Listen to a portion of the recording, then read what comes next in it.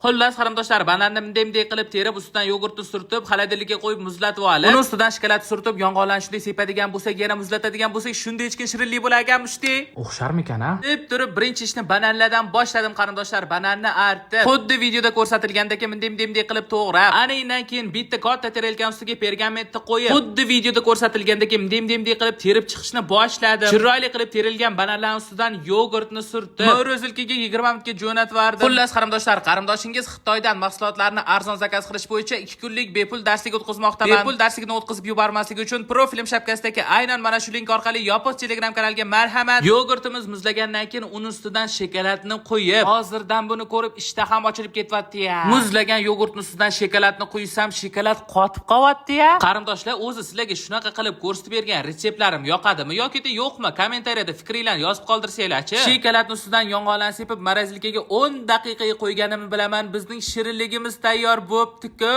Endi buni eng asosiy degustatsiya joyi mana bu go'zallikni qaranglar. Mana videodagi chiroyli qilib kesaman dedim, menda unaqa kesilmadi qarindoshlar. Albatta qarindoshingiz o'z stiliga sodiq qolgan holatda shunda qo'limga olib tishlab yeverdim. Qarindoshlar, mazasi prям boshqacha bo'lar ekan-e. Bemalol men morojniy yevaman deb his qilsanglar bo'ladi. Xullas, o'sha ovqat qilishni bilmaydigan dugonanglarga bemalol bu retseptni jo'natib qo'yaversanglar bo'ladi qarindoshlar. Happy end.